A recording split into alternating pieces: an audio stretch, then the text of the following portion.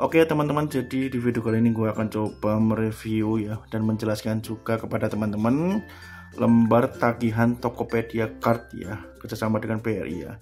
Jadi lembar tagihannya kalau dicetak itu seperti ini ya teman-teman ya. Halaman pertamanya ya, sebenarnya untuk laporan tiap bulannya itu melalui email ya, lembar tagihannya teman-teman ya. Biasanya gue dapat dari email dan gue cetak ya untuk mereview, memberitahu ke teman-teman ya. Seperti ini ya lembar tagihan Tokopedia Card ya. Oke, ini halaman pertama ya teman-teman ya. Kemudian halaman keduanya itu tentang ringkasannya ya. Yang pertama ada nomor SIF. Nomor SIF itu nomor 16 digit ya teman-teman ya. Kemudian di bawahnya ada tanggal cetak tagihan tanggal 15 ya. Setiap tanggal 15 ya teman-teman ya. Kemudian tanggal jatuh temponya itu tanggal 4. Nah, untuk tipsnya memakai kartu kredit yang bijak, yang baik itu setelah tanggal cetak ya. Tujuannya apa Bang? Tujuannya agar mendapatkan waktu spare yang lebih panjang ya. Nah, jangan sampai kalian bertransaksi atau mengambil cicilan itu di tanggal 14 ya teman-teman ya. Nanti akan diikutkan di tanggal 4-nya. Nah, lebih baik sesudah tanggal cetak tagihan. Tanggal 16 lah paling aman itu ya. Tanggal 16 baru mengambil transaksi ya, cicilan atau apalah terserah ya. Biar jatuh temponya itu diikutkan di bulan depan ya. Oke. Kemudian di bawahnya ada tagihan ya. Tagihannya minus 137 ya. Artinya apa Bang minus Bang? Artinya itu bukan kalian kekurangan ya, tapi kelebihan bayar ya. Ingat ya teman-teman ya, setiap tagihan minus ya di BRI ini itu kalian kelebihan bayar ya. Usahakan kelebihan bayar itu 50.000 atau 100.000 lah ya, nggak usah banyak-banyak ya. Tujuannya Bapak nanti gue akan jelasin ya, supaya kenapa harus dilebihkan ya setiap membayar tagihan ya. Oke, di sini limitnya gue itu dikasih 5 juta ya teman-teman ya, 5 juta limitnya pembayaran minimum ya. Untuk membayar minimum lebih baik jangan dilakukan ya teman-teman ya. Kalau bener-bener memang nggak kepepet banget ya, jangan sampai dilakukan. Karena ini hubungannya dengan kenaikan limit ya. Nanti akan susah nanti naik limitnya kalau sering melakukan pembayaran minimum ya. Pembayaran minimum itu artinya kalian membayar bunganya saja ya. Pokoknya bulan depan diikutkan bulan depannya lagi. Oke. Kemudian ini batas pengambilan tunai ya. Batas pengambilan tunainya itu 3 juta. Kemudian di bawahnya itu sisa limit yang gua punya sekarang ya. Jadi limit 5 juta, sisa 500 ya, artinya 4.500.000 sudah gue transaksikan ya. Oke ya, di bawahnya ya. Ini ada nama gua ya. Oh ya, ini ada nama gua di sini ya, alamat ya lengkap ya. Sebagian gue sensor alamatnya ya.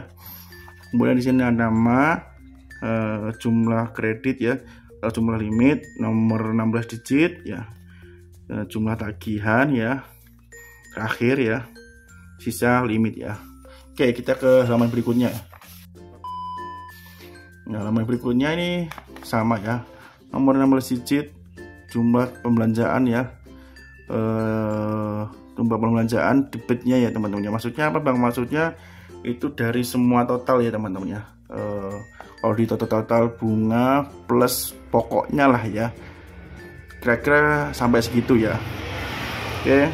Kemudian di sini tanggal cetak, tanggal jatuh tempo, jumlah limit ya, batas pengambilan tunai. Oke. Kemudian ini tagihan ya, terakhir ya, pembayaran minimum 0, sisa limit ya. Masih sama, di sini ada nama gua, alamat ya. Kemudian ini yang paling penting ya teman-teman, bagian ringkasan tagihan yang gue jelasin secara detail ya. Di sini pertama gua itu mengambil transaksi di Lazada ya. Ini artinya kita pakai ya teman-teman ya.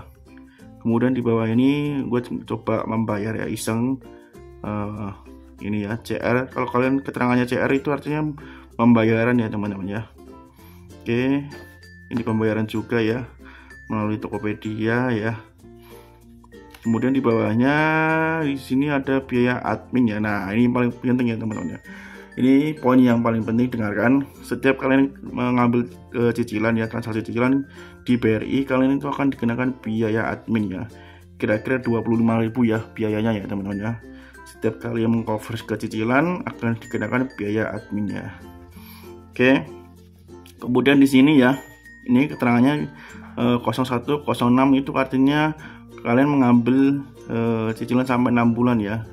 Ini pokoknya di bawahnya adalah bunganya, keterangan bunga ya teman-teman ya. Bunganya itu sama, mengikuti sampai 6 kali ya, atau 6 bulan ya teman-teman ya. Oke, bunganya 34.000 ya. Pokoknya 585. Paham ya? Dari si bawahnya ini ya, keterangan KK ya. Ini sebagian gue sensor karena informasi pribadi ya, penting ya teman-teman ya. Nggak bisa gue kasih tahu. Di sini gue bayar 650.000 ya, CR keterangannya ya teman-teman ya. Kemudian di bawahnya lagi ya, gue bertransaksi lagi ya di Lazada ya, ngambil cicilan 2 juta ya, terkena biaya admin 25.000 lagi ya, dan biaya bunga sama ya 20.000 ya. Oke, sampai 6 kali ya. Kemudian di bawahnya gue bayar ya. Oke, kemudian di akhir ya, tanggal 15 ini ada keterangannya statement fee ya, atau biaya cetak tagihan. Nah, ini perlu teman-teman ketahui, setiap bulan kalian akan dikenakan biaya cetak ya. Nah, biaya cetaknya di BRI Tokopedia Card ini sebesar Rp5.000 ya teman-teman ya. Jadi fungsinya, tujuannya kalian melebihkan tagihan kalian itu ya, ini untuk membayar biaya cetak tagihan ya. Walaupun nggak seberapa, tapi ya harus dipersiapkan ya teman-teman ya. Selain itu kalian harus melebihkan lagi untuk cicilan di atas 5 juta kalau nggak salah ya teman.